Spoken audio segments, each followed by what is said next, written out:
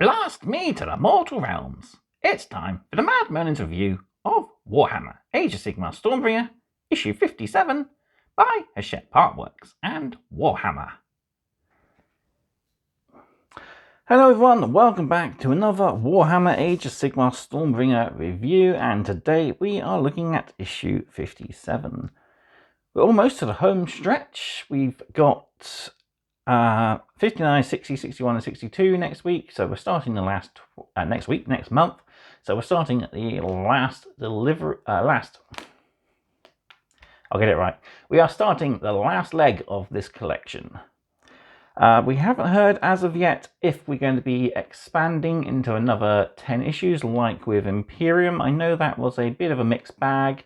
Some factions got good stuff, others Adeptus Mechanicus got left behind a little, but we'll have to wait and see what they're going to do. I'm not too sure what they could add. The only thing I'd like them to add is a couple of units for each of the characters they've done. So some form of Empire state troops, perhaps, for the cities of Sigmar to help clear out some older stock, or perhaps even some of the newer stuff would be nice. Some Skaven stuff to go with the Warlock Bombardier, a couple of Ogres to go with the Ogre, and yeah, some of Radikar's court would be quite nice as well. Just so we can make playing those guys a little bit more usable. Right, we're not here to talk about what we want, we're here to talk about what we have, and what we have is issue 57. So before we dive into it, don't forget to, of course, do all the usual, which is click that like button. It helps get the videos noticed into the algorithm. Don't forget to also subscribe to the channel if you haven't already. We're continuing to go towards 600 subscribers. Slowly, I must admit, we've only just hit 500, but we're getting there. And finally, don't forget, of course, to drop a comment down below and check all the links in the video description. So let's get started with issue 57, shall we? So we've got another rather green issue this week. So let's take a look at what we actually get. So we get ourselves 3 frames of the Squig Herders. So that's pretty cool. Loads of very vicious looking squigs. So plenty of options to build up, even one that I quite like, which is the Angler Squig, which is a take on the anglerfish. So that's pretty cool. So yeah, take a little bit better look at those frames in just a sec. We of course have all our bases for them as well. So in the magazine we actually have, of course, the Squig Herd, so we learn all about them. We got a prodder, a musician, and we get 10 of these little guys. We learn all about probably one of my favourite factions of all, the Flesh Eater Courts. Noble knights on a quest to clear the realm of evil. It's just a pity they're actually cannibalistic ghoul vampires. And we have a fold out here all about more core tactics for the game. Right, so first off, we'll take a look at that frame in a little bit closer detail, and then we'll take a look through the actual issue. So we get 3 frames, and here's the bigger of the two, which has the Squig Herders and all the faces for our squigs. So we got a herder with a stick and a mushroom, we have a herder with a prodder, and we have the Squig Piper there as well. Plus we also have a little guy with a set of symbols, if you want to help push the squigs further along the battlefield. They got a nice choice of heads for the prodders. Most of the musician guys have the heads built in, which is pretty cool. There are some extra details in the form of different types of fungus we can stick down to bases. And yeah, we've got different heads, so we can swap these heads between any of the different bodies, which is pretty cool. So no unit will look the same, which is very much appreciated. And the last frame is the remaining few bodies. So most of the bodies actually, we've got 1, 2, 3, 4, 5, 6, 7, 8 of them on this frame. 9, sorry, I missed that one. Which means there's one floating around on the other frame somewhere. Yeah, 1, 2, 3, 4, 5, 6, 7, 8, 9. Yeah, I'm either missing one or there's one that doesn't need a tail. But yeah, that's out of the frame, so just the legs and the bodies for the squigs. Pretty cool. Right, and of course, yeah, 25mm bases, plenty of those to go around all the models. Right, let's take a look through our fantastic new issue. So let's dive into issue 57. And we've got another issue that seems to have stuck together. I'm kind of glad I'm not dismantling these issues. I'm keeping them all in mint-ish condition. So we have only the one reading article, which is all about the Flesh Eater Courts. So really cool. We see the new Gore Warden there attacking the cities of Sigmar, and he's a ghoulish followers. So we have a collector's article for the Squigs. We also have one all about creating champions from Shaiish. We have build, paint, and play articles for our Squig Herd. We have Auric Hunt, our latest Forged in War battle plan. And then we got Core Tactics Part 2 as our foldout. So, the Flesh Eater Courts. Across the war-ravaged lands under torrid skies, the Flesh Eater Courts shamble to war. These deluded cannibals blight all of the mortal realms except Azir, and no mortals are safe from their deadly hunger. On the ground, the crypt ghouls and courtiers trudge forward, their mouths dripping with fresh blood, their eyes staring wide. Above them, zombie dragons and crypt flayers circle in the skies on leathery wings. So, yeah, not the nicest, well, probably the least nicest of the very bad, not nice guys in the Mortal Realms. At the Flesh Eater Courts, yeah, these guys are cannibals who see themselves as honourable knights.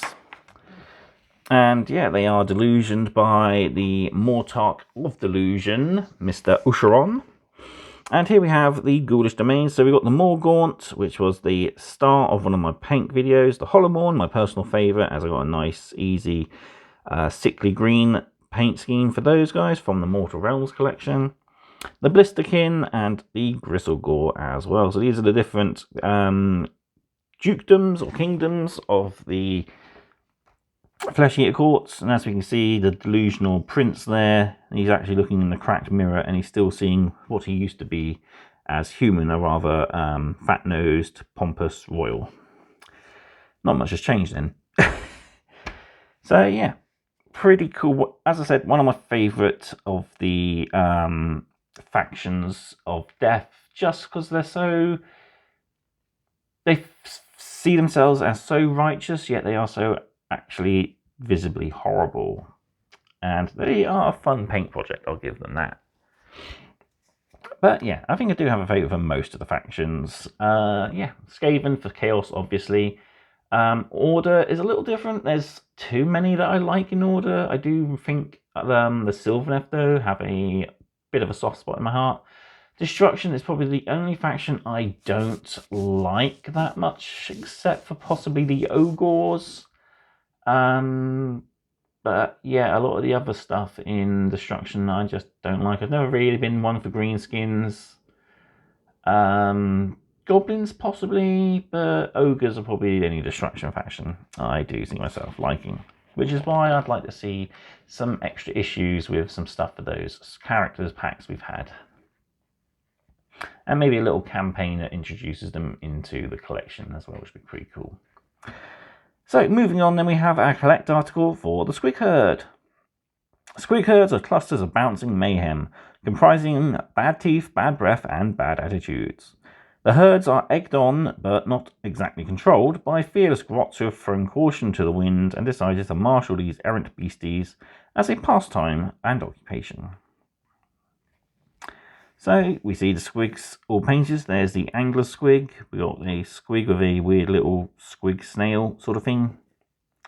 Yeah, and we've got the herders. One poor little grot being eaten alive there, trying to get himself out of trouble. Yeah, he's not going to get out of that. So we got squig traits. I forgot to say, we've also got herder traits at that side. We can name the unit. And then we got their great deeds that they can achieve in battle. Our next article then is all about how to give our characters and units a little bit of detail if we want to have them herald from the Realm of Death, or Shaiish here. So we've got hero origins, so we roll one d3 and another d3 and we get that result. Then we have unit origins, creature origins tables as well. Yeah, helps bring our collection to life a little bit more. So next up, we want to build our squigs. In stages 1A to 1J, you will assemble all the squigs. In 2A to 2J, you'll assemble all of their bodies. So build the heads first, and then we can attach any of the head to any of the bodies, making our units a little more unique. So yeah, no two squigs can look the same pretty much. Man, this issue is really stuck together.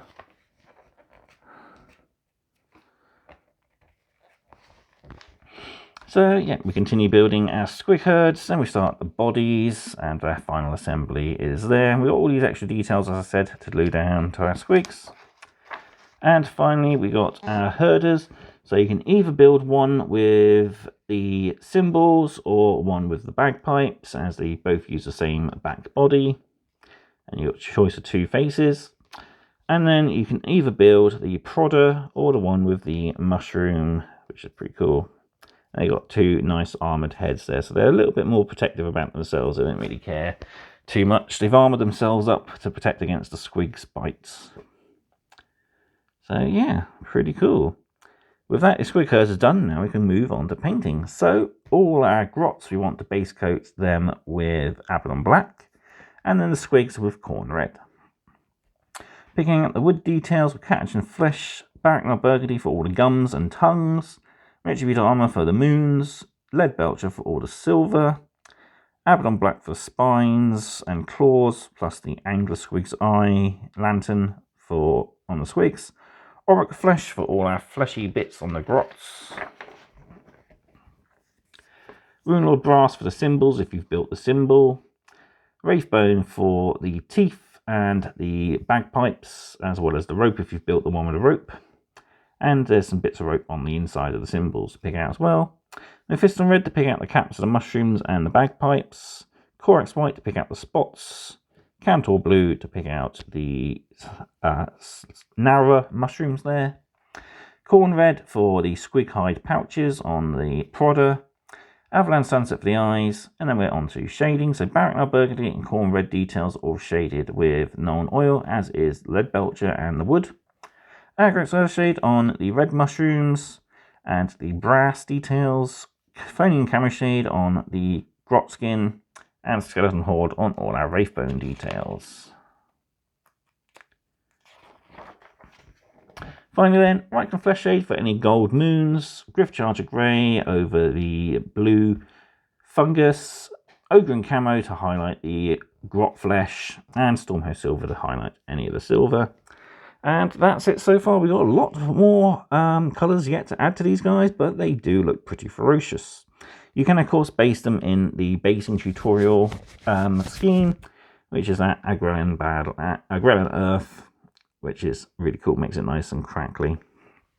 Good thing about these guys, they are fairly open bases, so you can access quite a lot of the detail. But yeah, that does look a really cool unit. Next up then, we'll find out how good they are in actual combat. So movement is d6 plus 5, save is 6 plus, bravery 3, and wounds 2.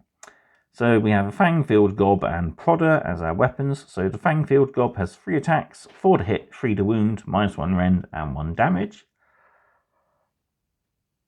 While the Prodder has 2 attacks, 5 plus, 5 plus, no rend, and 1 damage. So 1 in every 6 models in this unit must be a Squig Herder. So we have 12 models in total. So those models are each armed with a Prodder instead of the Fangfield Gob. Herding Squigs. So this unit cannot receive commands. However, at the start of the hero phase, you can roll 1 dice for each Squig Herder in the unit and 2 plus return d3 slain Squigs. For each one Squig Herder in the unit is slain. Ouch. So yeah, not very nice.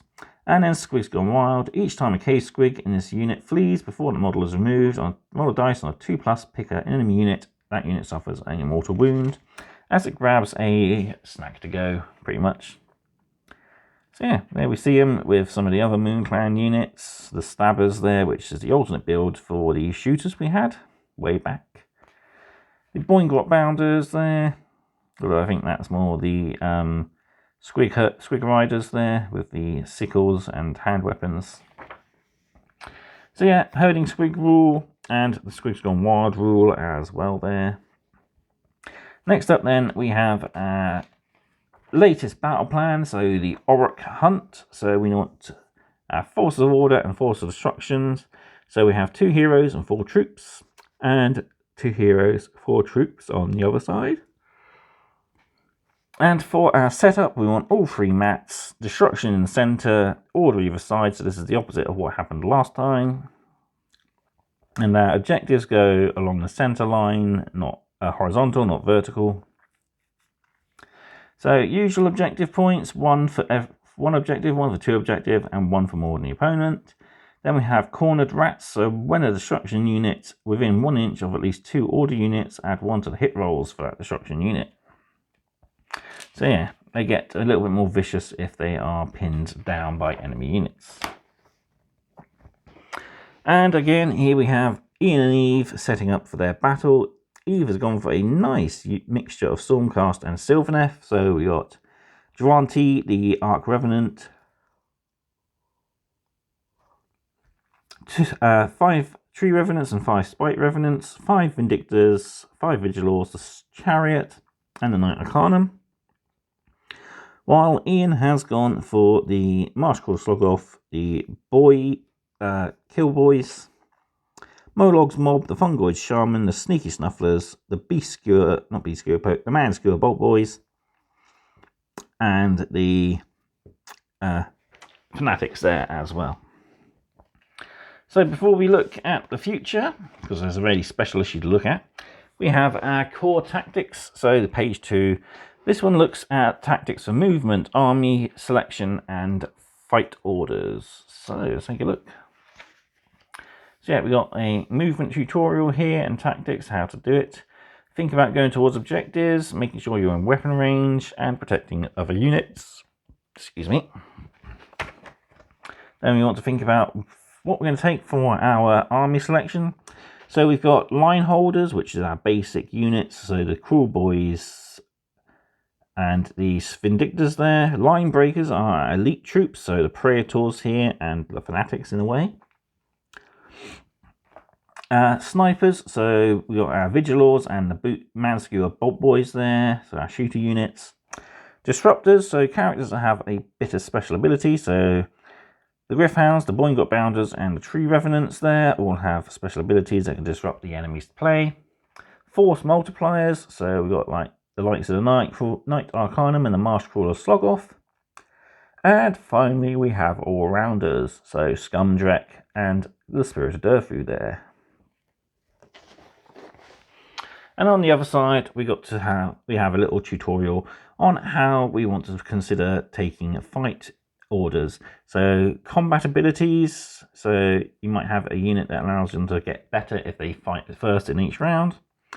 You want to think about your fragile units, so in this case we've got the Grots here, they're pretty fragile, the Hobgrot Slitters, so he might want to get them fighting first because their many attacks might do more damage than another unit's less amount of attacks. And then you want to think about important battles, so here we see the important battle will be to try and control the objective, so you want to make sure you pick that unit to fight first and try to whittle down the opponents away from the objective. And then do your other fight over here afterwards. So with that out of the way, we can take a look at the future. So we've got, next issue is Techless Blue and Slanesh Grey, so a nice couple of highlight paints, so we're going to be having a tutorial all about that. Plus we get a brand new battle mat. And then in issue 59, probably one of my favourite units I'm looking forward to getting is the Grundstock Thunderers. We learn all about Chaos Worshippers and we start a new battle plan as well. So yeah, these guys are pretty cool. Dwarden with a wide variety of different guns. Nice to add to the Caradron Overlords. Yeah, really cool looking unit. Pretty good value as well, getting it for £10 as opposed to, I think it's 35. A lot of the Caradron stuff is pretty expensive. So I might have a look around and see if this is still in stock. So yeah, I might have a look around to see if anyone has these in stock. Alright, well, I'll give you my final thoughts of this issue. So yeah, there we have issue 57 of Stormbringer. Pretty good issue, some really cool units for you destruction players. It might be a issue worth doubling up on if you like your squigs. But yeah, all in all, a rather well-rounded issue. Would have been nice if we had a little bit more for the flesh eater courts. We only have sort of a basic understanding for them. Maybe we'll get another article in a future issue. But yeah, another good paint tutorial as well for our unit, and I'm hoping that next issue we can start adding some extra highlights. So we'll look forward to that. So yeah, let me know what you thought of that in the video description down below. And until next time, thank you all very much for watching. Stay safe and happy hobbying. Goodbye.